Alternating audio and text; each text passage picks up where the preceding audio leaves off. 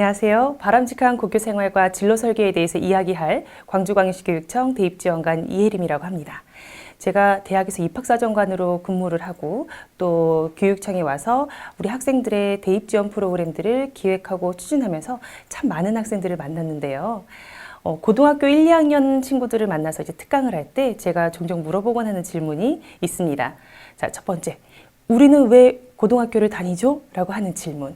이 질문에 소수의 친구들은 중학교를 졸업했으니까요 라고도 이야기를 해요. 근데 대부분의 친구들은 대학에 가려고요 라고 이야기를 하더라고요. 물론 제가 한 8년 정도의 기간 동안 만났던 친구들 중에서 대학에 가지 않겠습니다 라고 이야기하는 친구들이 한 4명 정도 있었어요. 자, 그 중에 2명은 상속자들. 영농후계자 그리고 나머지 2명은 래퍼가 되고 싶대요. 그래서 래퍼가 되기 위해서 나는 랩의 본고장인 미국에 가서 공부하겠다 뭐 이런 친구들도 있었어요. 근데 대부분의 친구들은 이제 나의 꿈을 위해서는 일단 대학에 들어가야만 합니다. 대학에 들어가서 나는 졸업을 해야만 합니다라고 이야기를 하더라고요. 그럼 제가 또 이어서 질문을 하겠죠. 대학은 왜 가야 할까요? 라는 질문에 대부분의 친구들이 졸업해서 취업을 하려고요. 내지는 내 꿈을 실현할 직업을 갖기 위해서요. 더 큰 뜻을 갖고 있는 친구도 있었어요. 내 꿈을 실현하기 위해 더 큰 공부를 하기 위해서요. 라는 이야기를 했습니다. 자, 우리는 이러한 이유로 대학을 가려고 합니다. 그렇다면 대학을 가기 위해서 현재 대입 전형은 어떻게 구조가 되어 있는지 한번 보는 것도 의미가 있을 것 같네요. 자, 그 전에 제가 한 가지 팁을 드릴게요. 자, 대학과 관련된 드라마들이 있었어요. 보이시나요? 응답하라 1994. 이 드라마 혹시 보신 기억 있으실까 모르겠어요. 한 7년 전 드라마예요. 자, 이 응답하라 1994는 한마디로 압축하면 뭐라고 설명할 수 있을까요?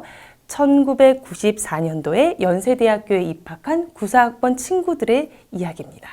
자, 선생님, 이거 저 초등학교 때 일이에요. 기억 안 나요? 안 봤어요? 그래서 준비했습니다. 슬기로운 의사생활이라고 얼마 전에 끝났었죠? 이거는 한마디로 줄이면 뭐라고 설명할 수 있을까요? 1999년도에 서울대학교 의대에 입학한 99학번 친구들의 이야기. 구구즈. 자, 좀 눈치채셨어요? 제가 뭘 말씀드리고 싶은지. 바로 몇 학번이라는 거는 몇 학년도에 입학했느냐, 대학교에 입학했느냐를 기준으로 설명을 드릴 수 있는 거거든요. 그렇기 때문에 2022학년도 대입이라 하면 2022학년도에 대학교 1학년이 되는 친구들의 대입 이야기라는 거죠. 이거는 즉 현재 이걸 보고 있는 고등학교 2학년 친구들의 대입 이야기라는 거고요. 자, 2023학년도의 대입은 뭘까요? 현재 고등학교 1학년 친구들. 고등학교 1학년 친구들이 2023학년도에 대학교 입학을 하거든요. 자, 그렇기 때문에 자, 고2와 고1 친구들은 2022학년도 대입, 2023학년도 대입 이야기가 나오면 귀를 쫑긋하고 들으셔야 합니다. 자, 그러면 어떻게 구조화가 되어 있는지 한번 보실게요. 대한민국에 있는 대학은 여러분들을 크게 2가지의 시기로 구분해서 선발을 합니다. 수시 모집 시기와 정시 모집 시기로 구분을 하죠. 자, 잘 알고 계시겠지만 자, 수시와 정시를 이렇게 2가지로 쭉 나누는 기준은 뭐가 있을까요? 다양한 이유가 있을 수도 있지만 저는 간단하게 이렇게 생각하면 좋을 것 같아요. 수능 시험 성적표가 나온 전인지 후인지라고 기준을 좀 잡으시면 어떨까요? 자, 수능 성적표가 나온 뒤에 진행되는 이제 정시회 같은 경우에는 주로 무엇을 활용해서 학생들을 선발을 할까요? 바로 수능 성적이겠죠. 자, 수능 성적을 주로 활용해서 하는 이제 정시 모집 전형이 있고요. 자, 수시 모집 시기는요. 수능 성적표가 나오기 전이죠. 원서 접수 수시는 9월에 하죠. 자, 정시는 12월에 합니다. 물론 올해 고3 친구들은 코로나19로 인해서 내년 1월 달에 원서 접수를 하지만 대부분의 친구들은 12월에 하게 됩니다. 자, 수시 모집 원서 접수를 9월에 한다. 그럼 무엇을 주로 가지고 활용을 할까요? 첫 번째, 학교생활기록부. 자, 학교생활기록부에서 내신 성적을 똑 떼서 의미 있게 활용하는 학생부 교과 전형과 또 학교생활기록부의 전체적인 항목을 다 반영해서 선발하는 학생부 종합전형, 그리고 논술 전형, 실기 전형 등이 있습니다. 그래프 길이가 다르죠? 네, 맞습니다. 전국제 기준으로 전국 4년제에서 학생부 교과 전형으로 가장 많은 학생들을 선발을 하고 그 다음이 수능과 학생부 종합 전형, 비등비등한 수치로 선발을 하게 됩니다. 자, 보시면 2022학년도 기준으로 제가 간단하게 숫자를 적어봤어요. 자, 참고 2022학년도 기준이면 누구 이야기라고요? 네, 고등학교 2학년 친구들의 이야기입니다. 그러면 한번 보실게요. 우리는 광주에 있는 대학들도 참 관심이 많잖아요. 광주에 있는 대학들은 어떤 전형으로 가장 많이 선발을 하느냐 봤더니 역시 교과 전형이 가장 많습니다. 그 다음이 정시와 종합 전형이네요. 자, 그렇다면 전남대는 어떨까요? 전남대 또한 지금 교과 전형에 가장 많은 인원을 선발을 하고 그 다음이 수능 위주 전형, 마지막으로 종합 전형, 다음에 이제 실기는 조금 적게 뽑고 있죠. 논술은 실시하지 않고 있습니다.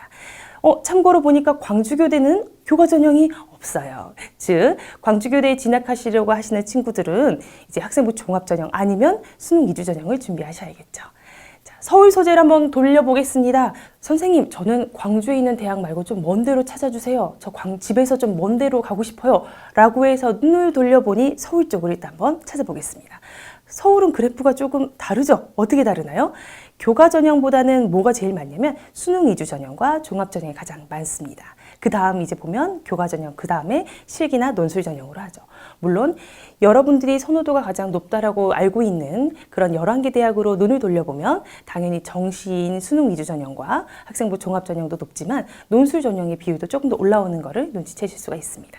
자, 일단 이렇다면 우리에게 관심을 이제 끌 수 있는 전형, 우리가 관심을 가져야만 하는 전형은 뭐가 있을까요? 수능 위주 전형도 당연히 관심을 가지셔야겠죠. 하지만 학생부 교과, 학생부 종합도 저희에게 굉장히 의미 있는 전형이라는 것을 아실 수가 있을 겁니다.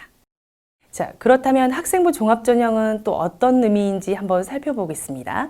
학생부 종합전형이라 함은 고등학교 교육과정과 대입전형의 전문가인 입학사정관이 학교생활기록부를 중심으로 교과 발달 상황, 비교과 활동 상황, 자기소개서, 면접 등을 통해 대학 및 모집 단위의 특성에 맞춰서 학생의 다양한 역량을 종합적으로 평가하는 전형이다라고 설명드릴 수가 있어요.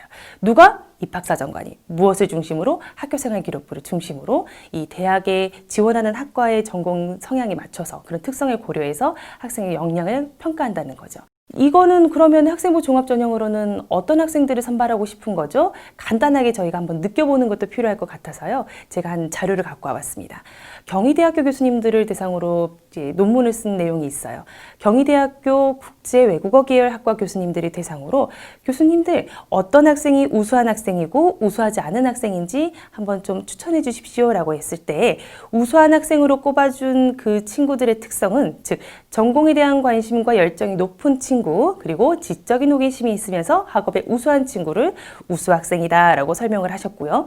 부적응 학생으로 꼽아준 친구의 그 특징은 학과 전공 및 학교 생활에 흥미가 없어요. 그리고 지적 호기심도 없고 학업 성취도 낮은 친구를 부적응 학생이다라고 생각을 하신다는 거죠. 자, 바꿔놓고 설명을 하면 교수님들의 입장에서 이런 우수한 친구들의 특성을 나도 갖고 있다라는 걸 어필하는 거. 이거야말로 학생부 종합전형의 이제 핵심적인 키워드가 아닐까라는 생각이 듭니다. 그러면 학생부 종합전형에서 어떻게 평가가 이루어질까요? 입학사정관은 어떤 기준으로 우리를 평가를 할까요? 자, 대학에 따라서 조금씩 다르지만요. 이제 대부분 대학들에서 이제 이 서류평가 영역과 관련해 가지고 많은 연구를 했는데요. 자, 건국대와 경희대, 서울여대, 연세대, 중앙대, 한국외대에서 서류평가 영역을 공통으로 도출하는 그 연구를 한번 했었어요. 그래서 나온 게 학업 역량, 전공 적합성, 발전 가능성, 인성입니다. 학업 역량이라 함은 대학 입학 후 학업 수행 가능 역량이에요. 대학은 공부하러 가는 거잖아요. 그런데 고등학교 때처럼 뭔가 범위를 정해주고 하나하나 자세히 알려주는 게 아니라 수업을 막 해요. 그리고 뭐 이런 게 있나 보다라고 정신 차릴 때쯤 시험이 나오네요. 자, 시험 범위가 뭐죠? 책 한 권이라는 거죠. 자, 이렇게 될 때 고등학교를 막 졸업한 친구들은 굉장히 당혹스럽죠. 자, 이 말은 다시 말해서 고등학교 때와 달리 대학은 자기주도적으로 교수님이 알려준 그 짧은 지식 안에서 좀 더 확장시켜서 공부하는 친구들이 공부할 수밖에 없는 그런 환경이라는 거예요. 그래서 학업 역량도 굉장히 중요하게 봅니다. 자, 전공 적합성은 뭐죠? 일반적인 학업 능력 외에 전공에 적합한 특성을 의미해요. 이때 전공과 관련해서 뭐 정말 디테일하고 전문적인 것까지 요구하는 건 아니고요. 고등학생 수준에서 전공과 관련된 학업 성취, 전공과 관련된 흥미, 또 관련된 활동을 통한 노력 과정, 이제 진로적성 탐색 과정 등을 통해서 이제 평가를 하는 것을 말을 합니다. 발전 가능성은 학교 생활을 통해 드러나는 학생 개인의 다양한 역량을 의미를 하고요. 인성은 여러분들 잘 알고 있다시피 공동체 의식이나 이런 부분, 다 같이 함께 어울려서 이제 뭔가 공동의 목표를 이뤄내는 공동체 의식에 대한 부분을 많이 평가를 하고 있었습니다. 자, 그렇다면 선생님, 건대, 경희대, 서울여대, 연세대, 중앙대, 한국외대만 이렇게 쓰는 거 아니에요? 라고 해서 봤더니 전남대학교는 이런 평가 영역을 가지고 학생들이 학생들을 선발하고 있었습니다.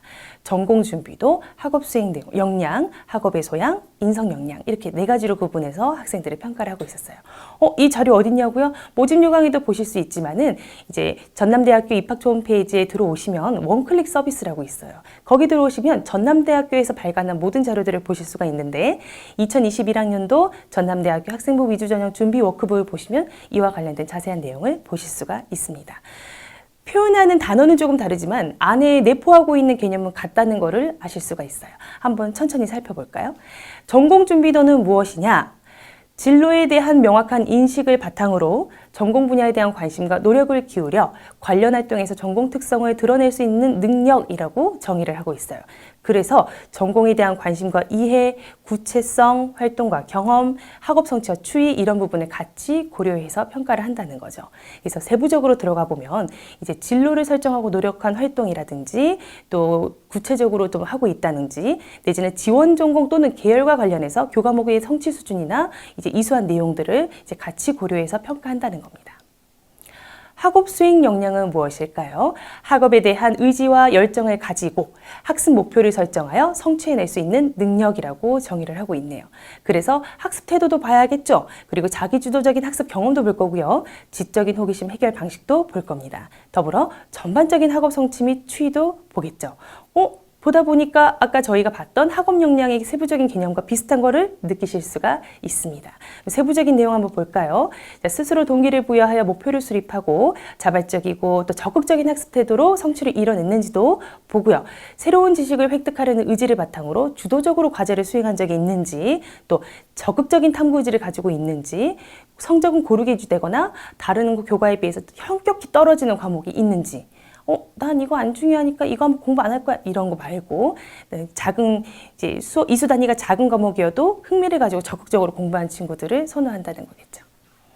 학업의 소양을 한번 살펴보겠습니다. 학업의 소양이라 함은 개인의 소질과 잠재력의 신장을 위하여 학업의 교육과정에 적극적으로 참여하고 의미를 부여하여 스스로 자기 성장을 이뤄낼 수 있는 능력이라고 설명하고 있네요. 그래서 교내 활동에 얼만큼 다양하게 적극적으로 참여했는지 등을 살펴보고 있는 거죠. 자, 마지막으로 인성 역량 한번 보겠습니다. 사회적인 책임을 가지고 구성원들과 소통하고 협력하여 공동체의 유의미한 변화를 이끌어낼 수 있는 능력이라고 설명하고 있어요. 보시면 다른 이제 인성 영역보다도 훨씬 더 리더십에 조금 가까운 느낌은 좀 있는 것 같아요. 자, 그래서 공동체에 대한 이해와 관심, 의사소통 능력을 바탕으로 한 공감 능력, 리더십 발휘 경험, 그리고 봉사활동의 진정성 등을 평가한다고 되어 있습니다. 입학사정관들이 우리 친구들을 평가할 때 이러이러한 평가 영역을 가지고 선발한다라는 걸 설명해 드렸어요. 즉, 사정관들은 여러분의 생활기록부에 이런 내용들이 있는지를 기준으로 찾아내고 또 이 친구가 어떤 의도로 어떻게 과정을 이겨냈고 또 결과는 어떻게 나왔고 그걸 통해서 무엇을 배웠는지 이런 것들을 면밀하게 살펴보면서 이제 평가를 한다는 거죠. 자, 이렇게 학생부 종합전형의 평가에 대해서 한번 살펴봤습니다.